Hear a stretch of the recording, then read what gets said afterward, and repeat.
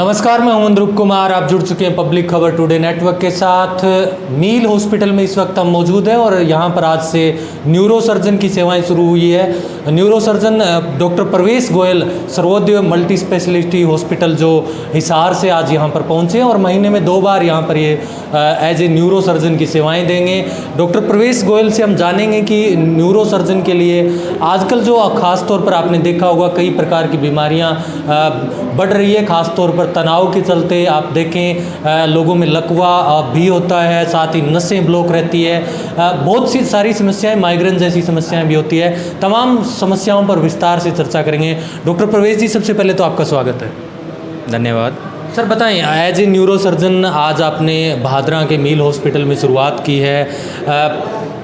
As a neuro surgeon आपका क्या experience रहा है इन दिनों में, क्योंकि खान पान की दिक्कतें हम तमाम चीज़ों में समझते हैं, ख़ास तौर पर अर्थ युग, ऐसे में तनाव भी बहुत बड़ा फैक्टर रहता है। किस प्रकार की मुख्य बीमारियां आजकल लोगों को हो रही है? तनाव के कारण जो लोगों में देखा गया है, मुख्य रूप से सर दर्द के साथ में आते हैं जो तनाव वाले पेशेंट होते हैं। स्ट्रेस हेडेक या जो मस्कुलर हेडेक रहता है, जो मेनली जो अपने सर के दोनों हिस्सों में होता है, तो ये आजकल काफ़ी बढ़ गया है। और तनाव के साथ साथ जो आजकल का जो खान पान होता है उसके कारण सर दर्द की समस्या मुख्य रूप से तनाव के कारण हो रही है, जिसके कारण कई तरह के दौरे भी आते हैं पेशेंट्स में।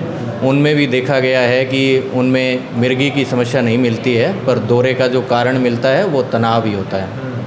और सर, जो नसें ब्लॉक रहती है, एक प्रकार से बड़ी समस्या ये भी हुई है कि इन दिनों में पैरालिसिस, जो लकवा जिसे बोलते हैं, वो भी बढ़ा है।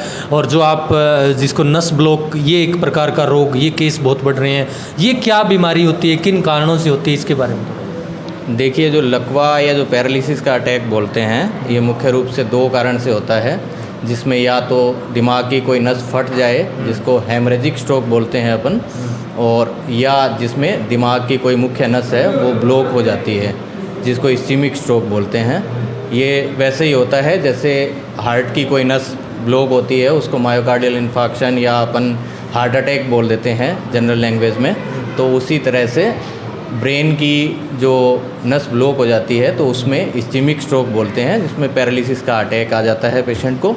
तो ये काफ़ी कॉमन है, जो 85% केसेस में मोस्टली जो नस ब्लॉक के केसेस होते हैं वही होते हैं। 15% केसेस में इनमें नस ब्लीड करती है या जिसको बोलते हैं ब्रेन हेमरेज होता है, तो उस केस में कई बार पेशेंट को ऑपरेशन वगैरह की भी आवश्यकता पड़ जाती है। जो मस्तिष्क एक प्रकार से कहें तो पूरे शरीर का संचालन करता है, ऐसे में किस प्रकार का विशेष सावधानी बरतें हम अपने मस्तिष्क को एक प्रकार से स्वस्थ बनाए रखने के लिए? क्या ऐसा लोग करें, क्योंकि बदलते परिवेश में, बदलते इस युग में लोग तनाव में भी ज़्यादा रहते हैं, खान पान भी संभवतः वो शुद्ध नहीं रहा। ऐसे में क्या विशेष ऐसी सावधानियां बरतें कि इन रोगों से बचा जा सके? देखिए, पहला तो जो मुख्य कारण होता है वो तनाव है, तो तनाव को दूर रखें। उसके लिए योगा, प्राणायाम वगैरह नियमित रूप से करें। खान पान पे विशेष ध्यान दें। ज़्यादा एक उम्र के बाद, 40-45 की उम्र के बाद में घी तेल वाली चीज़ों का कम इस्तेमाल करें। फास्ट फूड वगैरह नहीं लें, और स्पेशली स्मोकिंग की हैबिट है वो नहीं रहनी चाहिए, क्योंकि ये जो नसों में ब्लॉकेज होता है इसका मुख्य कारण है।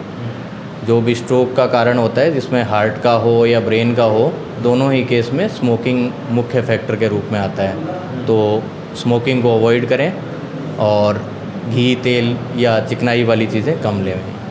एक खास तौर पर डॉक्टर साहब, एक रोग और भी देखा गया है, खासकर महिलाओं में, कमर दर्द या हाथ पैर जिन्हें हम गोडे मोडे बोलते हैं, इनमें भी खास दर्द रहता है।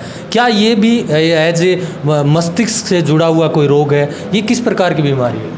देखिए, इसमें मेनली तो जो माइक्रो न्यूट्रिएंट्स रहते हैं उनकी कमी मिलती है, जैसे विटामिन B12 या विटामिन D3 होता है, ये कम मिलता है। इनकी वजह से हो जाता है, या कई बार कुछ फैक्टर होते हैं जैसे एनीमिया या थायराइड के कारण भी लगातार कमर में दर्द या रह सकता है। पर कई बार ये अगर कमर में दर्द होता है और साथ में पैर में भी दर्द ये जा रहा है, तो ये साइटिका के कारण हो सकता है। और इसमें अगर पैर में सूनापन भी आने लग गया है तो तुरंत डॉक्टर को दिखाना चाहिए, किसी भी न्यूरोलॉजिस्ट या न्यूरोसर्जन से कंसल्ट करना चाहिए, क्योंकि अगर पैर में कमजोरी आने लग गई है या पैर में सूनापन आने लग गया है तो उसका कारण डिस्क हो सकती है जो ऑपरेटिव होता है, और इससे पेशेंट पूरी तरह से रिकवर हो सकता है।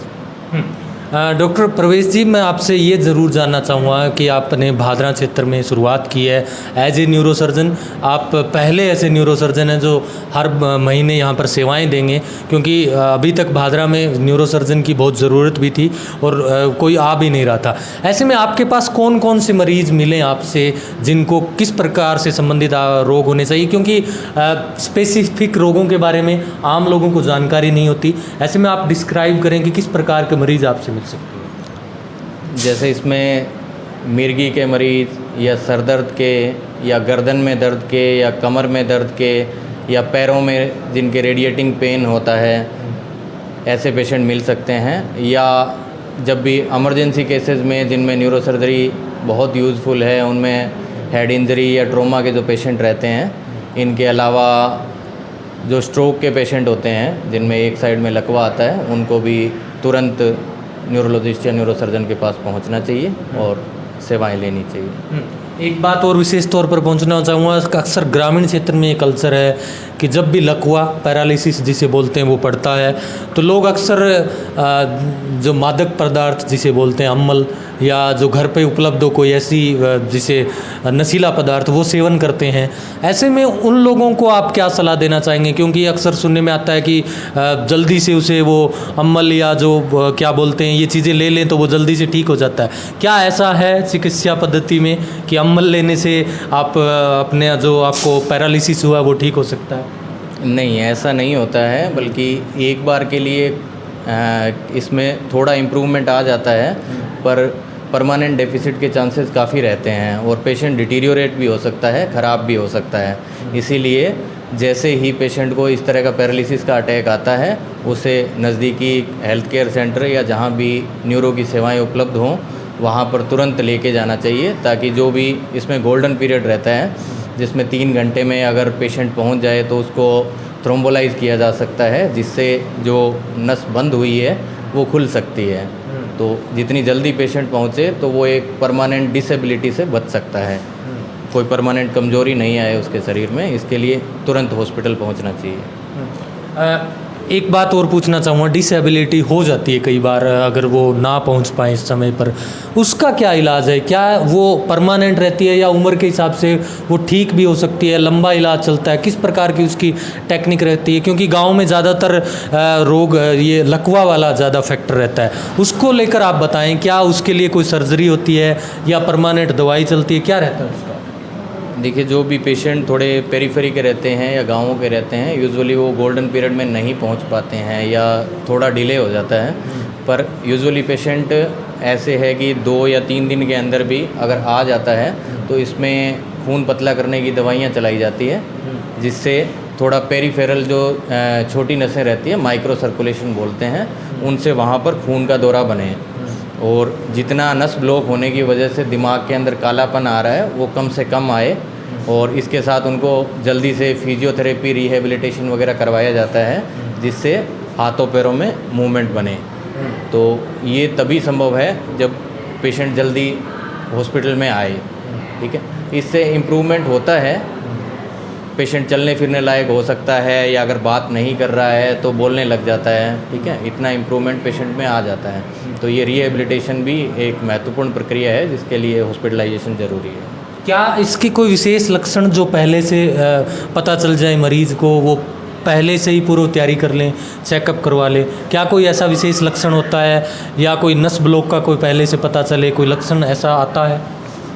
नस ब्लॉक में यूजुअली ऐसे पहले कोई सिम्टम नहीं मिलता है। कुछ में जैसे सीजर वगैरह या जिस टाइम पे हो रहा है उस टाइम पे हाथ में सूनापन या एक साइड कमजोरी, कुछ टाइम के लिए ज़बान में लड़खड़ाहट, या इस तरह से 5 से 10 मिनट का कुछ प्रोसेस हो सकता है, जो कभी कभी होता है और पेशेंट अवॉइड कर देता है। इस चीज़ को TIA बोलते हैं, ट्रांजिएंट इस्केमिक अटैक, जिसको पेशेंट अवॉइड करते हैं। वो जनरली अगर बार बार होता है तो उसके बाद में पैरालिसिस का अटैक आता है। डॉक्टर प्रवेश जी, आपसे पूछना चाहूँगा, अक्सर जो युवा हैं ख़ास तौर पर, जो इन दिनों पढ़ाई में अपना महत्वपूर्ण समय बिताते हैं, साथ ही बेरोज़गारी एक बड़ी समस्या है, ऐसे में युवाओं पर ख़ास तौर पर एक प्रकार से प्रेशर रहता है और वो तनाव में चले जाते हैं। उनको आप क्या मैसेज देना चाहेंगे, क्या सलाह देना चाहेंगे? देखिए, तनाव से दूर रहें, खान पान का ध्यान रखें और सुबह जल्दी उठने की आदत डालें। सुबह थोड़ा योगा प्राणायाम भी करें, मेडिटेशन करें और उसके बाद में अपना जो भी स्टडी करना है, रात को भी लेट नाइट तक स्टडी नहीं करें, रात को जल्दी सोने के लिए जाएं और सुबह जल्दी उठें। सुबह मॉर्निंग वॉक भी पॉसिबल हो तो आधे घंटे वो भी करें। चलिए, शुक्रिया आपका। डॉक्टर प्रवेश गोयल से हम चर्चा कर रहे थे। सर्वोदय हॉस्पिटल से स्पेशल न्यूरो सर्जन मील हॉस्पिटल भादरा में अपनी सेवाएं शुरू कर रहे हैं। महीने में 2 बार यहाँ पर ये पहुँचेंगे डॉक्टर प्रवेश गोयल, और न्यूरो सर्जन है। मस्तिष्क में हज़ारों सेल्स होती है, छोटी छोटी ग्रंथियाँ होती है, उनमें छोटी मोटी तकनीकी गड़बड़ होने से आपको बड़े से बड़े स्ट्रोक का सामना करना पड़ सकता है। लकवा या तनाव से आपको जिस प्रकार से नसें ब्लॉक होना या अन्य प्रकार के जो आपको दर्द होते हैं पूरे शरीर में, वो कहीं ना कहीं न्यूरो से जुड़े रहते हैं, यानी मस्तिष्क से जुड़े रहते हैं। अगर आपको इनमें से कोई भी दिक्कत है तो एक बार आप मील हॉस्पिटल भादरा में पहुंचकर डॉक्टर प्रवेश गोयल न्यूरो सर्जन की सेवाएं ले सकते हैं। अगर आप ये वीडियो हमारा यूट्यूब पर देख रहे हैं, हमारे चैनल को लाइक करें, सब्सक्राइब करें, फेसबुक और ट्विटर पर भी हमें फॉलो करना ना भूलें। धन्यवाद।